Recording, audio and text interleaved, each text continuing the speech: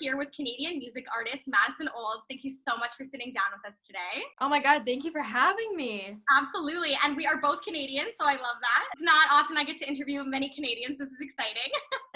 Amazing. Well, I'm just as excited as you are. Oh, that's great. So I'd love to start talking about your latest single, Best Part of Me, just released about a month ago. So congratulations. Thank you. Yeah, no, I'm doing a lot better than I was expecting. I hadn't released anything in a little while, and I live by this motto where it's like under promise, overachieve, so I don't get my hopes up for anything. And I was expecting like, maybe 20,000 streams or anything like above that would be great. And we ended up hitting, I think today we're at 117,000, which is amazing. And we've had like international support. So it's not just, my grandmother streaming at home, which right. is, it happens. And your family are also listening to it. Yeah, right.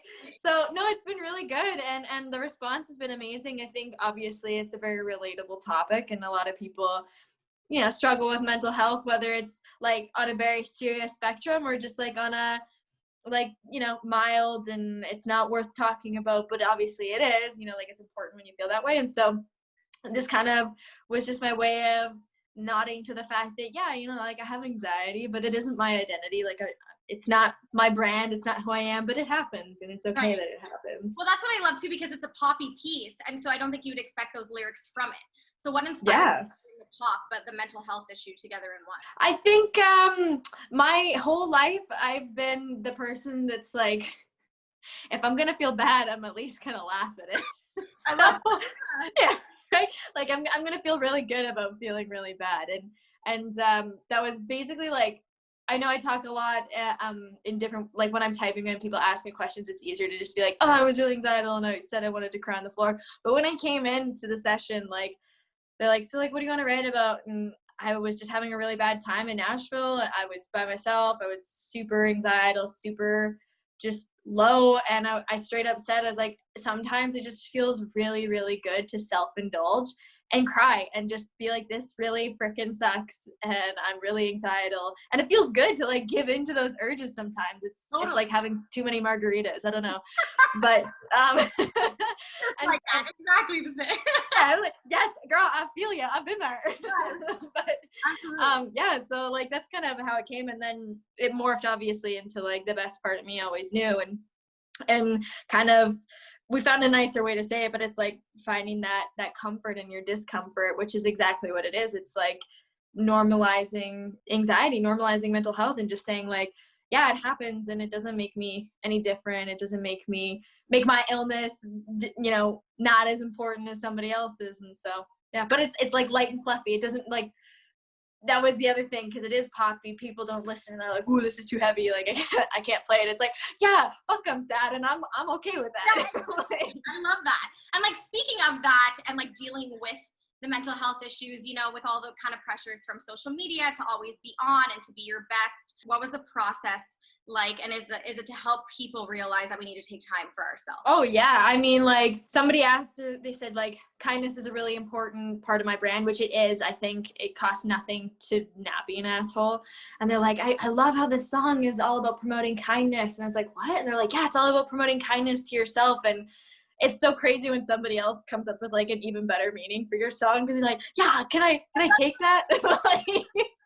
But it, it's super important to be a little bit selfish, especially when it's about your own personal health. And I mean, even now I'm not wearing any makeup and I'm wearing like a t-shirt I just played pickleball in, and I was like, oh crap, like she's wearing a like really nice pink top. I'm like, yeah, fuck it, whatever, I don't care. That's okay, because that just shows that everyone's different too, right? Oh yeah. There is a lot of pressure, and I think that's what's beautiful about like the pandemic and stuff. Not beautiful, but seeing that artists are real people, because half the time social media is all about being on or perfect. And we're just human. That's what we're saying. Oh yeah, totally. Like, and not people don't go to bed looking. Yeah. 100% agree. I love that. And so the single was also mastered by Chris Geringer. Am I saying that right? I say Geringer, but you're probably closer than I am. So absolutely much more right. Okay. It's Chris. You worked with Chris, who honestly is quite iconic. He has worked with the likes of Rihanna, Lady Gaga, and Drake. So what was it like working with him? I actually I didn't get to work with him face to face. It was more of this song was coming out. Ryan knew of him. Ryan was the guy who produced the song and also co-wrote it. He's like, yeah, I think he would do a really good job with it. And so I never got to meet him face to face, and like that's still hopefully going to happen one day, depending on the pandemic and if we're locked down forever. But he was like really nice, and he obviously did a banging job of the tune. So I have nothing but amazing things to say about Chris. No, listening to the song, it is definitely like a Billboard top 100 song. Like it is fire. No, it really is. And also though, the song was written in Nashville. So is country pop maybe an angle that you're thinking of taking at some point as well? I actually, like, funny enough, I started in an all-girl country trio way back when. That's how I got my little foot into the Nashville door and really got into songwriting. And I'm so, like, I have a mullet, but I am the furthest thing away from, you know, Billy Ray Cyrus. So I I don't know if country is necessarily in the works for me, but I would love to do, like, a country collab with Florida Georgia Line or something like that, and be like the Bebe Rexha in it or something. Fire. That sounds amazing. Yeah, right. And you also performed on the same stage as Willie Nelson and Casey Musgrave. So can you tell us about that experience? Yeah, that was actually really fun. We were kind of earlier in the day. That was back when I was in the band, and we had like a pedal steel player, stand-up bass. We were pretty like full on, you know. It was really awesome. It was great I think that's probably like one of the biggest stages I've ever played on as well. We had like the full festival lighting rig, the festival like speakers and sound system, and it felt like I think I was 18 at the time. Wow. And the band had only been together for like, gosh, I want to say not even a year. And so like it all kind of just felt like a dream, and looking back and like, so unbelievable, so surreal. Oh yeah, like I still look back and I'm like, yeah, that didn't happen. That was just in my head. So. That's amazing. And like, speaking of artists, so who would you say is your dream artist you'd like to work with? It's crazy because like my sound is really, really pop, but as like a person, I listen to like David Bowie and like Queen and LP, like a little bit more left of center. Right. But I think like a really good artist who embodies like this retro 70s chic vibe, but is 100% current, is Harry Styles. And like if I could collaborate. I did not expect you to say that. Really? Like if I could do any, like I know, and I always feel embarrassed to be like, oh, Harry Styles, like One Direction, like yeah, like oh, he's so cute. No, like he's awesome. He he's such a vibe. He wears lady suits. Like any man that has the balls to paint his nails and wear lady suits, like you're pretty freaking awesome. Yeah. So, yeah. But yeah, he's I think probably like number one on the list. Oh, cool. Okay. Yeah. Let's put that energy out there. Yeah. Harry. So Blue, also your debut album, which has received more than 2 million streams, was recorded in Los Angeles and the UK, which is quite an international journey for yes. album. So can you share some of the evolution of that album? So it was actually Thank You. The single off of it was done in Los Angeles, which is actually two Canadian producers from British Columbia as well, which is really awesome. So represent. And it was written in Nashville, the song, and then the rest of the album was done over in London at this like charming little cottage of a studio. It's almost like a 70s, 60s. Somebody had a prefab cottage that they put in their backyard for their kids because they're like, yeah, like get out in the summer. We don't do whatever you want in there, but don't come home. And it ended up being this like studio called Sticky Studios, run by Jake Gosling, who did like all first 4 or however many albums of Ed Sheeran. And so like there's photos of Ed Sheeran on the photo of the sofa that I'm sitting on, and like Shawn Mendes did his stuff there. I think Shania Twain maybe did an album there, and it was just like super iconic artists. And I'm sitting here like just like, well, like hi, I don't have any music out. Right. That sounds really incredible.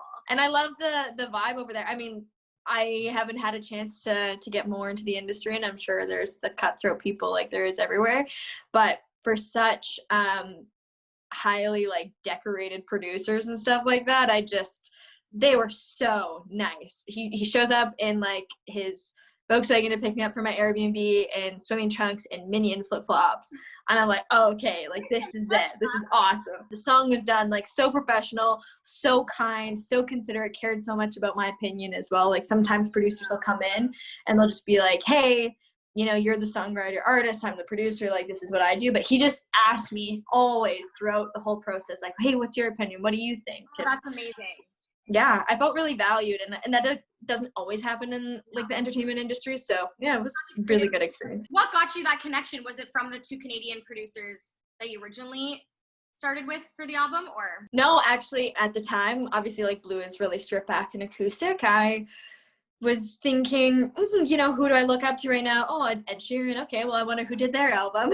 And then I found it. I messaged them thinking there's no way I'm going to even hear back from them, let alone like, yeah, we'd love to work with you. And then but a week later they messaged and they said, hey, we really like your demos. We'd love to do, you know, like 6-7 song EP with you. And so it just ended up being that I asked, and that was all that needed to happen. And I think so many artists are afraid to ask as well. Like that's my biggest regret, is not just having more balls in the start of my career. That's really cool. And when did you know that singing, performing was something that you wanted to make into a career? I had danced kind of like all my childhood and did musical theater and stuff like that. So I knew I was a ham. I knew that when my parents' friends came over, I had to perform my little like skits I made or like whatever really dodgy songs I wrote. And I was definitely a superstar of the kitchen. Right. But I think it was right around when I was maybe 16. I had a guitar for a couple of years. I started to get a bit more serious, started to write some better songs. We had a great program in Kamloops, obviously where I grew up, where they would pay $50 an hour for you to busk downtown.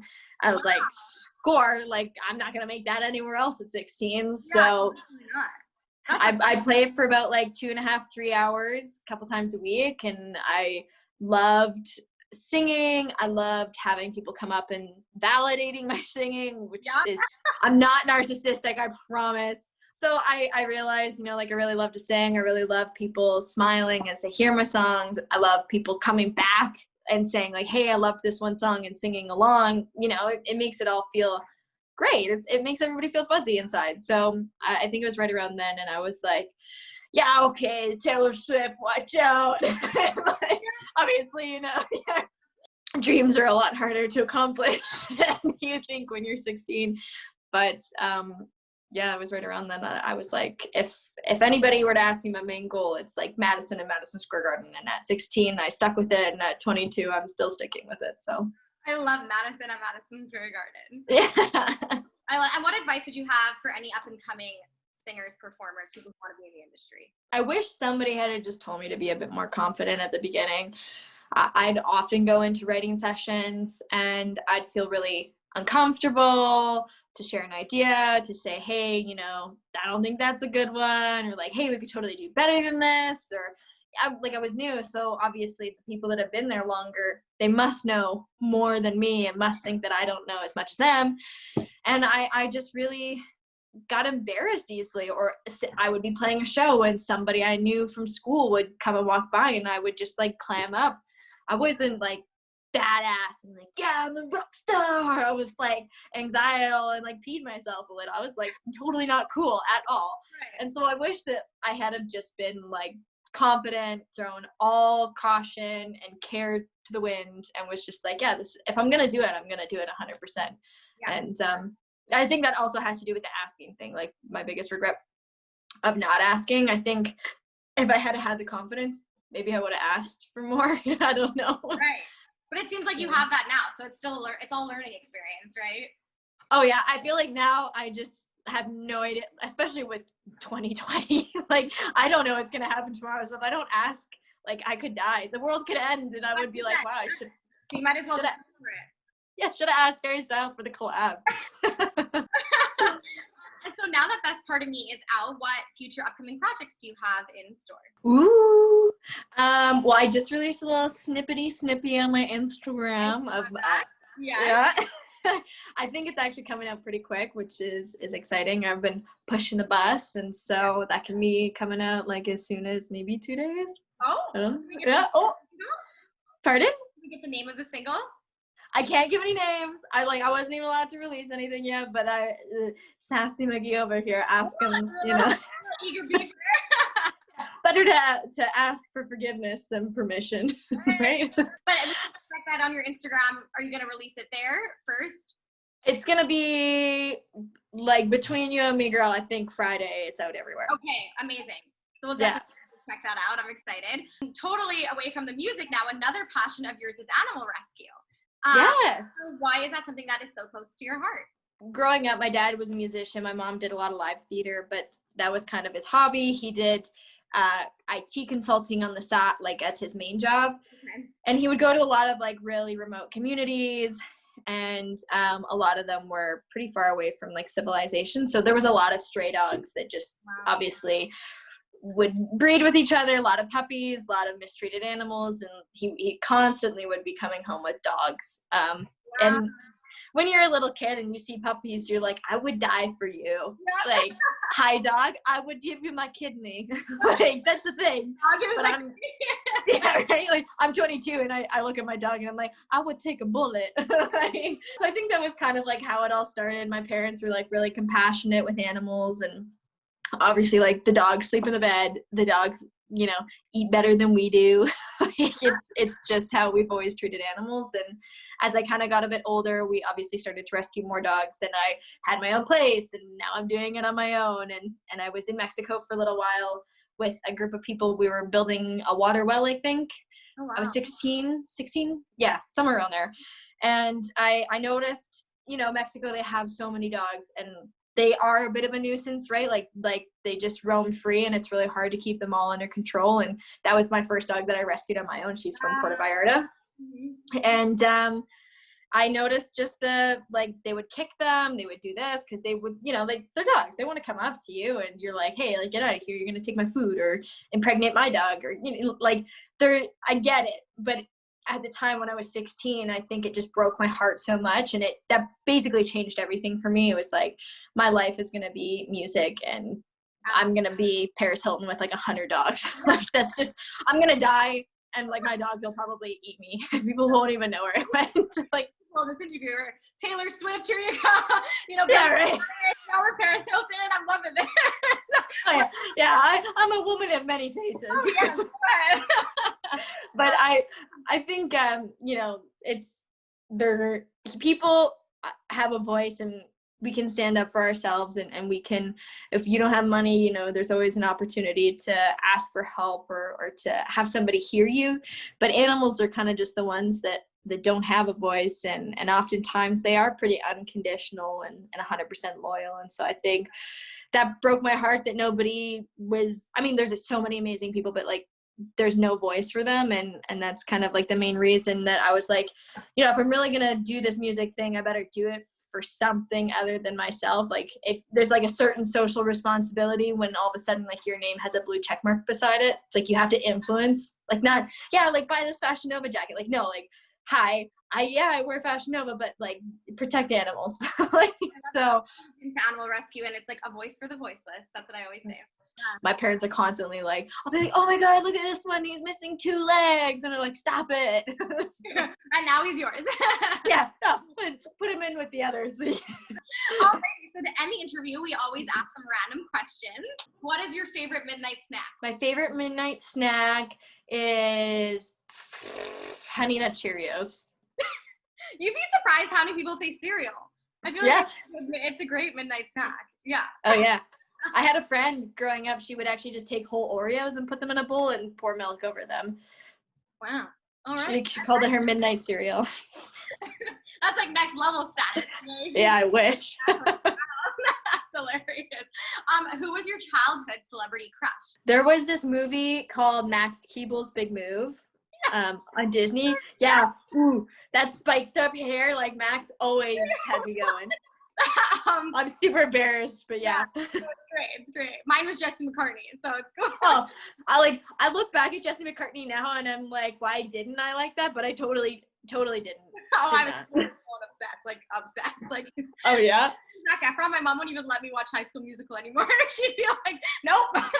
Oh yeah, I still prefer like High School Musical Zac Efron over like, you know, 32-year-old Zac Efron.